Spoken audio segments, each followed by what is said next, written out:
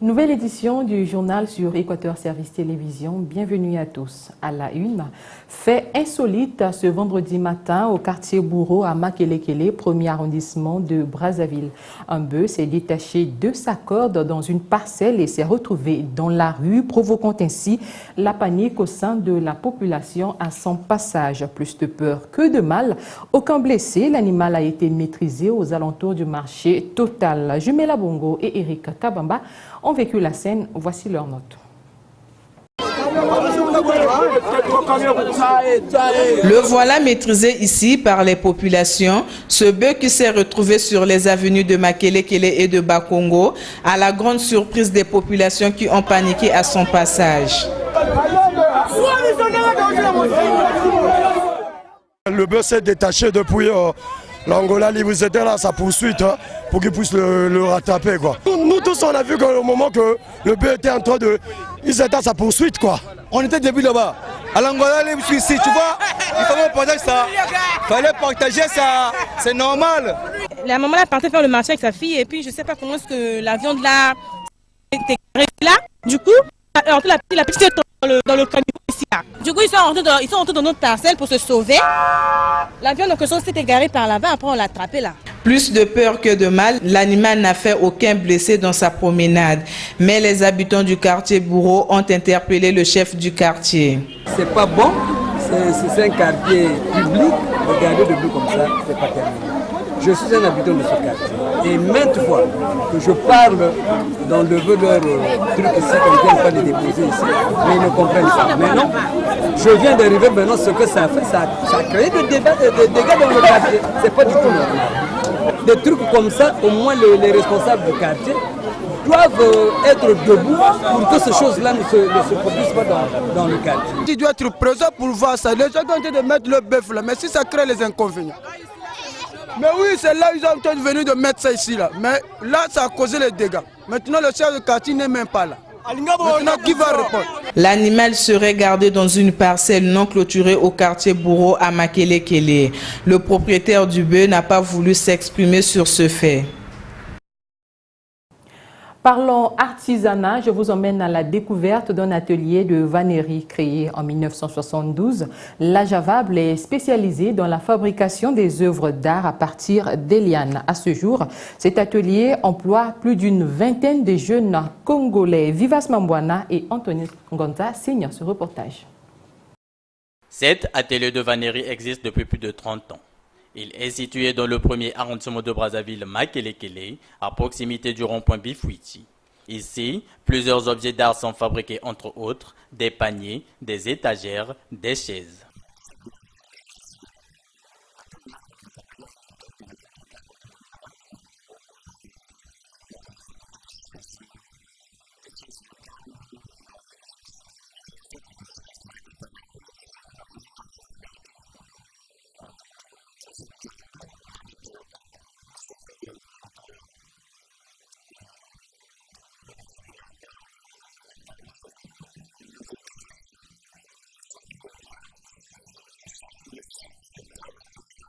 Ces vanniers rencontrent tout de même quelques difficultés, surtout celles liées à l'acheminement des lianes et rotins qui constituent la matière première.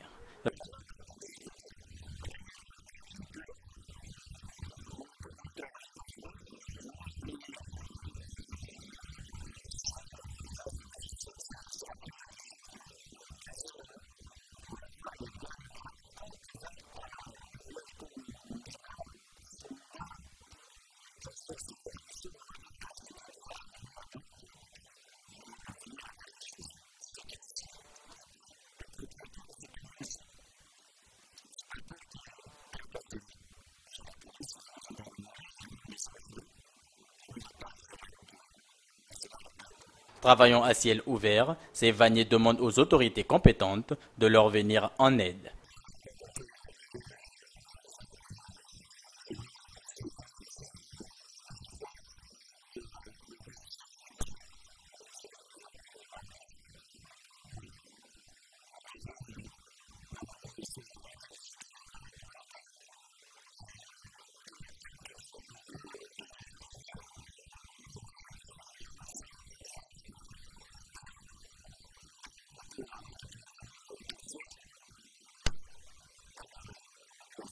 Cet atelier emploie une vingtaine d'artisans. Le Congo, qui s'est tourné vers la diversification de son économie, peut aussi s'appuyer sur l'artisanat pour son développement. Au chapitre transport, elles sont de plus en plus visibles dans les différentes artères de Brazzaville. Elles, ce sont les agences de voyage. Mais pour quel service? Nos reporters ont rencontré quelques promoteurs de ces agences. Le reportage est de Jude Moutali et Erika Kabamba. Les agences de voyage spécialisées dans la vente des billets de voyage pour le compte des transports terrestres sont de plus en plus visibles dans la ville capitale.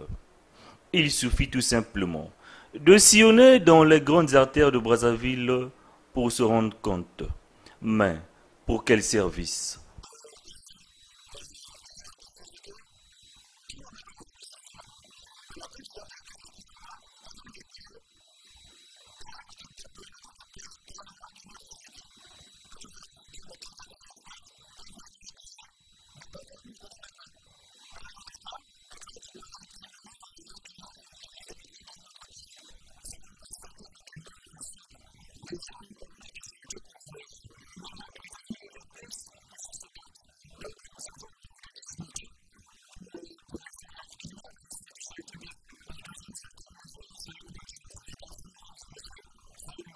Cependant, ce citoyen lambda pense que ces agences de voyage, de par leur proximité avec le client, jouent le rôle de conseil et d'intermédiaire.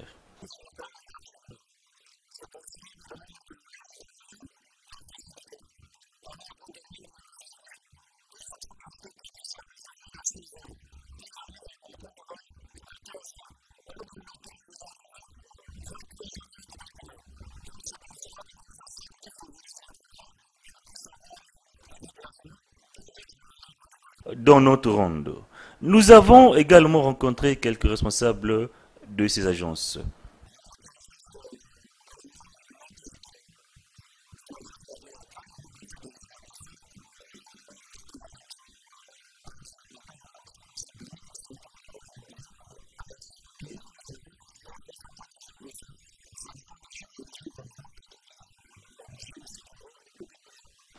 Tout compte fait, la rémunération des agences de voyage ne vient plus seulement des opérateurs dont elles vendent les billets, mais aussi de leur propre rémunération sur les services fournis par les prestataires, partenaires ainsi que de leurs clients voyageurs. Restons dans le même chapitre, 2 000 à 7 000, voire 10 000 francs CFA. Voilà les montants que les conducteurs des bus à destination de l'intérieur du pays déboursent dans les gares routières situées au marché Bourreau et sur l'avenue Philbert Youlou à Makelekele, premier arrondissement de Brazzaville, à chaque départ. Des prix qui, selon les conducteurs, sont trop élevés au regard des taxes qu'ils payent tout au long du voyage. Un constat de Steven Elinga et Eric Kabamba. À la gare routière Philbert-Youlou et celle du marché Bourreau, les véhicules qui viennent décharger et prennent leur départ sur place sont connus et enregistrés par les chefs des gares. Mais il n'est pas exclu qu'un véhicule non enregistré vienne prendre son départ dans ces espaces, explique ses responsables. Les véhicules que nous avons ici au niveau du parking, tout est enregistré. Nous avons aussi des listes. Entre nous, quand nous travaillons, c'est-à-dire c'est organisé. Le parking est organisé dans quel sens que si quelqu'un vient se présenter, il y a d'abord que les frais de parking qu'on paye. Les droits de chargement varient selon la taille du véhicule. Ce sont les chefs de gare qui sont chargés de les encaisser. Ils payent par rapport à la distance qu'il parcourt. C'est-à-dire, s'il va mal là, la personne paye 2000. Le véhicule aussi ici, il doit payer 2000. Les frais de parking en taxe au niveau de 10 000 francs, le bus paye 10 000. La voiture de 9 places, exemple la Nevada ou la Picnic, ça paye 7 500. Maintenant le taxi, pour le 6 places, ça nous paye 5 000 francs. Mais du côté des chauffeurs qui sont confrontés à plusieurs taxes lors des voyages, les droits de chargement seraient élevés, notamment en cette période de crise. Si ça nous pèse, parce que parfois il n'y a pas de clients, assez de clients. Bon, parfois aussi, ça dépend du jour. Signalons que ces deux gares routières visitées ce vendredi sont connues au niveau de la mairie et paient les taxes comme exigé selon ses responsables.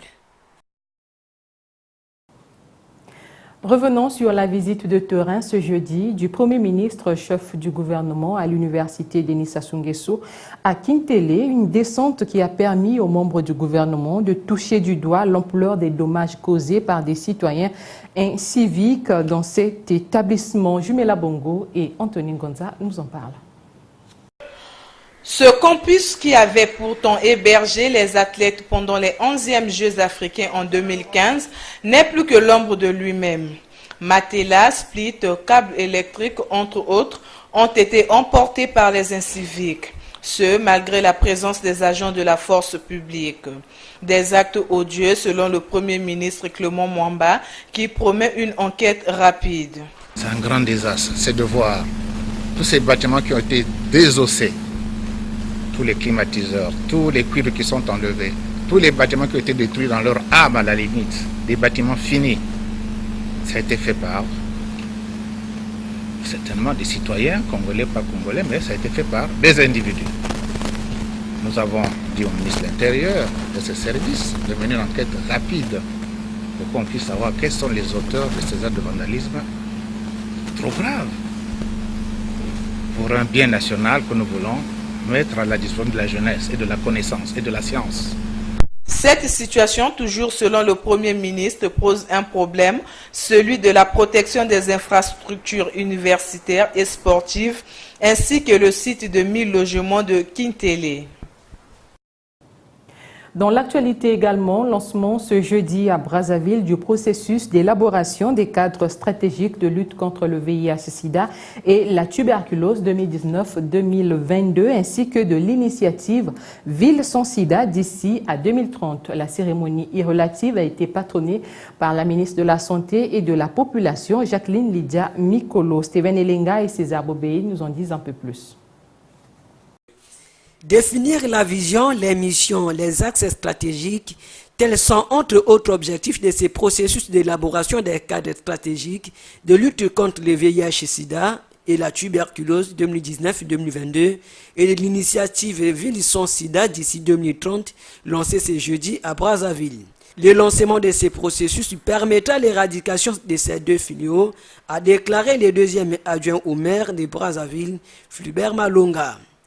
Le lancement ce jour du processus de planification stratégique de lutte contre le sida et la tuberculose 2019-2022 et de l'initiative Ville sans sida est un événement majeur porteur de signification forte. En choisissant de lancer l'initiative Ville sans sida dans notre ville capitale du Congo, lieu de mémoire et symbole de la représentation nationale de tous les Congolais, vous avez voulu montrer que c'est avec l'alliance de tous les acteurs que l'on peut enregistrer des victoires communes dans le cadre de cette lutte. Lancé en période de récession économique, ce processus s'intègre au programme national de développement, a déclaré la ministre de la Santé et de la Population, Jacqueline Lydia Mikolo. Le processus de planification stratégique pour les deux épidémies, qui va être conduit de septembre à octobre 2018, s'intègre dans la dynamique induite au niveau national par le programme national de développement 2018-2022 et consécutivement au programme national de développement sanitaire 2018-2022 et au niveau international par la dynamique introduite par les objectifs de développement durable. Les choix stratégiques que vous allez opérer sur la base des résultats de cette revue doivent se traduire par un processus participatif et inclusif de l'ensemble des parties prenantes centré sur le leadership et l'appropriation nationale. Ainsi, 3 départements ont été choisis pour la mise en œuvre de ces processus, à savoir Brazzaville, Pointe-Noire et La Songa. D'autres localités attendent leur tour. Pour manifester l'engagement à soutenir ces processus, un don de préservatifs a été donné aux représentants de ces départements. Et c'est par ces notes que nous mettons un terme à cette édition. Merci à vous d'avoir été des nôtres.